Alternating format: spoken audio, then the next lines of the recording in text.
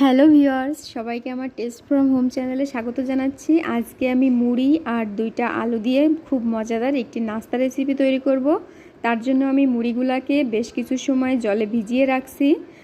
তারপর আমি আলুগুলো সিদ্ধ করতে দিছিলাম। এখন আমি আলুগুলোর খোসা ছাড়িয়ে নিচ্ছি। তার সাথে আমি একটি পেঁয়াজ কুচি করে নিচ্ছি, সাথে দিব আমি একটি মরিচ কুচি।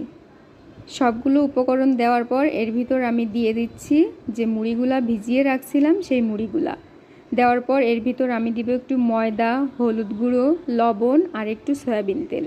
এবার সবগুলো উপকরণ আমি হাতের সাহায্যে এভাবে মিশিয়ে দিব, আলুগুলো যাতে খুব সুন্দরভাবে মিশে যায়। এবার আমি এরকম একটি ডো তৈরি করব। এবার আমি হাতের সাহায্যে চ্যাপটা করে এটা এভাবে বিছিয়ে নিলাম। বিছিয়ে নেওয়ার পর আমি একটি ছুরির সাহায্যে এগুলো পিস পিস করে কেটে নিব।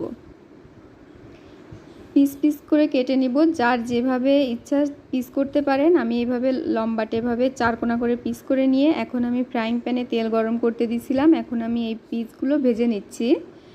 5 থেকে 6 মিনিট উল্টে পাল্টে দিয়ে ভাজি করে নিব। তারপর তৈরি হয়ে গেল আমার এই মজাদার নাস্তা রেসিপিটি। খুবই অল্প সময়ে তৈরি করে নিলাম।